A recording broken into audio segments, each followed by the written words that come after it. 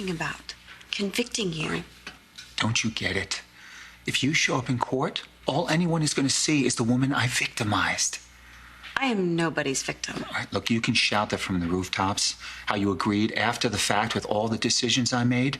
But the issue is, they were my decisions to make. You have to see how the DA is going to spin that. Those are the words of a paranoid man. And you, David, are the least paranoid man I know. You don't believe I'll come off looking the victim any more than I do. Which means you're lying to me. Well, just talk to Angie. Just tell me what you were up to. Have you lost it? Hello to you too, Crystal.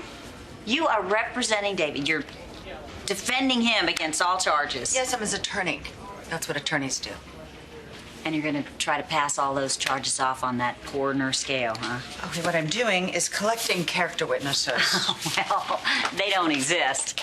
Oh, but he has money, so I guess he could buy them. We done here. I'm just blown away that he would hire you as his lawyer. Well, you know, everybody is entitled to one, and to a trial by jury, not innuendo. Wait a minute. That's why Tad broke up with you, right? Because you're defending David. Are you kidding me? Crystal, you know, you really have to stop playing the innocent when it comes to me and Tad. How are you feeling? Pretty lousy, but not terrible. It's more of a piglet flu than full-blown swine. Well, I've got great news. Annie and I got invited to D.C. to speak on bone marrow donations. Wow, that's incredible. I'm not so crazy about the idea of you leaving the house, though. I won't do it until my doctors say that it's okay. And besides, I'm not even sure if we're going to go yet. You know what? I have to go. That's the congressman's office on the other line right now. Okay. Yeah, hello? Yes, we were just discussing this, but we're going to have to get right back to you. Okay? All right. They want to know if we're going to do this thing.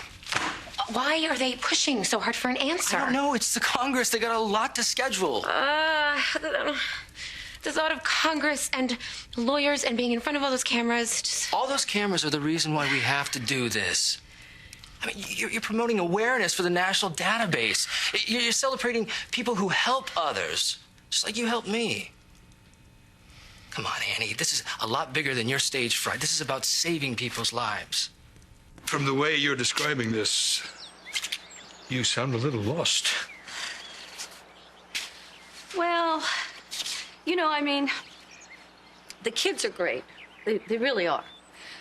It's just that you know, I never really get a chance to see them because Jamie's in Africa and Laura's in China, and, you know, I hardly ever hear from her.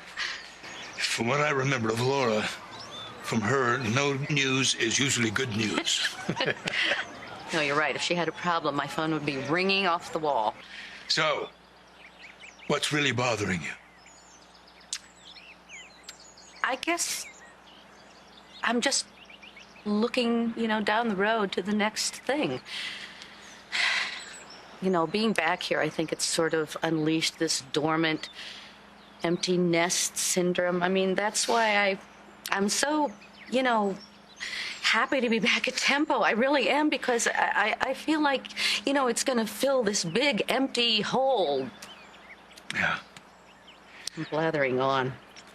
No, you don't blather. You're too remarkable a woman for that. You are a wonderful mother who's raised two great children. Even though they may not require as much feeding and care as my offspring do. Oh, is that why they still live with you? Because they're hothouse flowers, or is it just because you cannot bear to let them go? Are you calling me a control freak? I wouldn't be so presumptuous as to do that. Are you kidding? I'm sorry, Jack. I thought you could handle the idea of our being close friends. Apparently, I was mistaken. Did you have a reason for coming here? To ask you out on a date. You can forget about that now.